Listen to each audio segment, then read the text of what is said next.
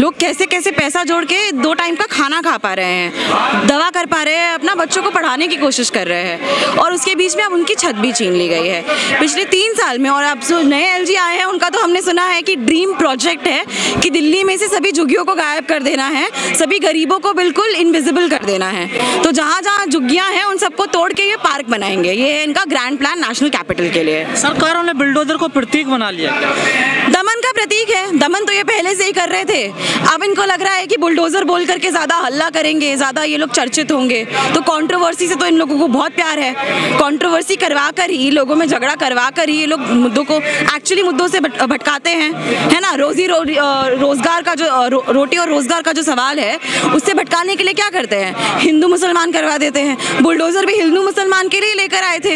UP में इसने बोला एक ने, वहाँ से शुरू हुआ, एमपी घूमते हुए अब दिल्ली तक पहुँच गया है। दिल्ली में क्या हो रहा है, जो यूपी में इन्होंने मुसलमानों के घर तोड़ने के लिए इस्तेमाल किया, दिल्ली में देखिए यहाँ मजदूर बैठा है। इसमें जाके पूछ लीजिए लोगों का क्या क्या धर्म है, ठीक है, हर धर्म के लोग मिलेंगे। इनकी गलती ये है कि ये गरीब हैं, कि ये मेहनत कश हैं, इसलिए आज यहाँ बैठे हुए हैं, क्योंकि इनका छत छीन लिया गया है। लेकिन किसी भी शहर को बनाने में सबसे बड़ा योगदान होता है मजदूर गरीब का। तो क्या आज इनके लिए कोई पार्टी, कोई नेता, कोई सरकारें क्यों नहीं आ रही हो? मेरा भी यही सवाल है और मैं सरकार से भी यही पूछना चाहूँगी कि अभी सेंट्रल विस्टास का प्रोजेक्ट यहीं चल रहा है ना। ये जो अर्बन डेवलपमेंट का इन लोगों का हर सिटी में देश के जो एक ग्रैंड प्लान ये लोग लेकर आए हैं, उसमें गरीबों के लिए घर कहाँ है, गरीबों के लिए पानी बिजली कहाँ है, गरीबों के बच्चे किन स्कूलों में जाएंगे। दिल्ली के स्कूलों की हालत, ये लोग पूरे दुनिया भर में डिंडोरा पीटते हैं दिल्ली एजुकेशन मॉडल का। दिल्ली एजुकेशन मॉडल की सच्चाई ये है कि 3 साल से बच्चों ने किताबें नहीं खोली हैं। टीचर स्कूल में नई किताबें खरीदवा के मंगवा रहे हैं, बच्चों ने किताबें नहीं खोली हैं।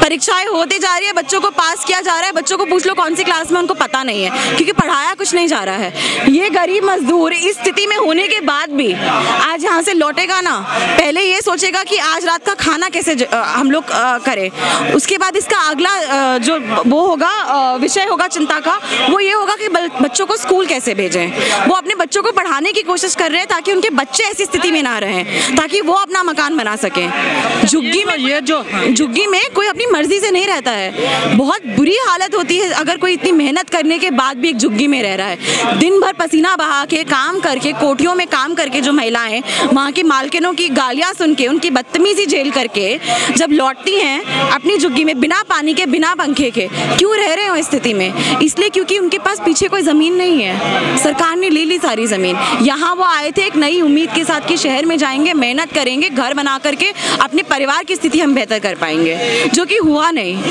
क्योंकि जो सरकारें ये शहर चला रही हैं ना, जिनका अर्बन ग्रैंड प्लान बना रही हैं, उसमें वो कहीं गरीबों को देखना नहीं चाहती हैं।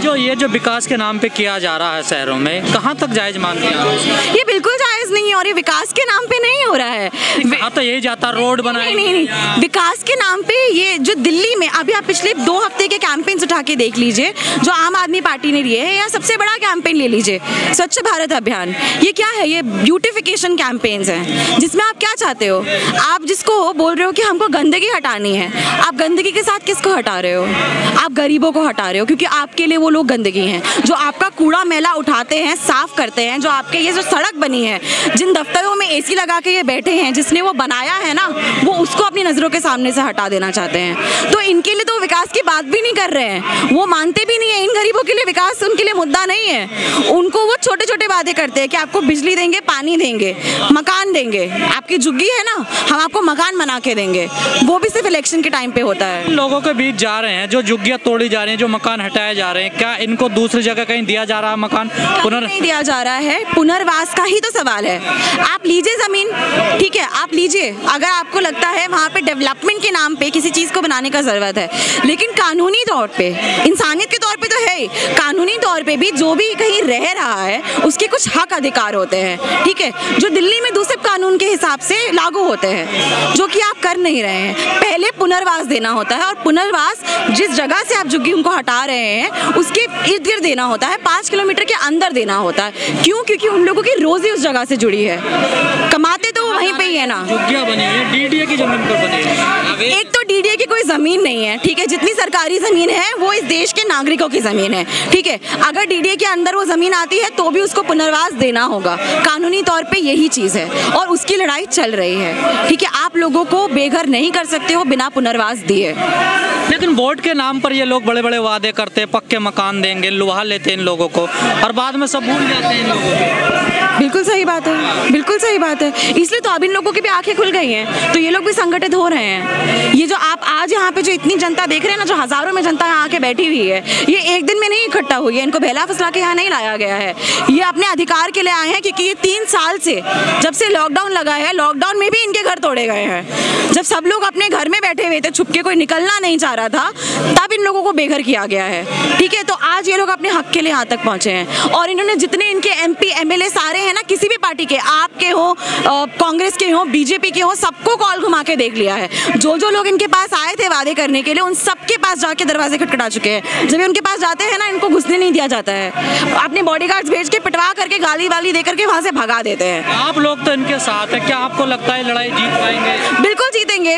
और इससे जिन कानूनों को लागू करने की हम आज लड़ाई लड़ रहे हैं ना, वो कानून जो आए हैं वो भी लड़ाई से ही आए हैं। यही मेहनत कश है, यही मजदूर है, यही छात्र हैं जो सड़कों पे निकले हैं, ठीक है। पिछले 70 सालों में आज़ादी के बाद से लड़े हैं, तब इन्होंने ये हक पाए हैं। जितने ऐसे कानून हैं जो इंश्योर करते हैं, आपका लाइफ इंश्योर करते हैं, लाइवलीहुड इंश्योर करते हैं, आपका घर इंश्योर करते हैं, वो उनको लड़ के मिले हैं वो हक, तो यही लोग लेकर आएंगे और बिल्कुल जीत होगी। लेकिन कई लोगों से हमने यहाँ पर बात करी, इन्होंने कहा कि ये सरकार जो है ना, गरीब विरोधी सरकार है। बिल्कुल है। लेकिन मोदी जी तो कहते हैं मैं भी तो गरीब माँ का बेटा हूँ, मैं गरीबों के लिए काम करता हूँ। कहने से थोड़ी हो जाता है। आप हवाई जहाज में घूम रहे हैं, एसी कमरे में बैठ के काम कर रहे हैं, 10 आपके नौकर चाकर है, एसी गाड़ी में बैठ के आप जा रहे हैं, वहाँ से एसी में निकल के, और अब तो आप अपना एसी मेट्रो भी अंडरग्राउंड बनवा रहे हैं, लोगों का छत छीन करके आप अपना एक जगह से दूसरी जगह जाने के लिए अंडरग्राउंड मेट्रो बनवा रहे हैं, तो आप कैसे गरीबों के नेता? जी ने कहा हर सर पे छत होगी, छत में घर होगा, नल होगा, नल में जल होगा। हाँ। तो ये सब आई क्या चीजें मिली लोगों को? नहीं मिली, तभी तो लोग यहाँ बैठे हैं। मिली होती तो लोग यहाँ नहीं बैठे होते ना।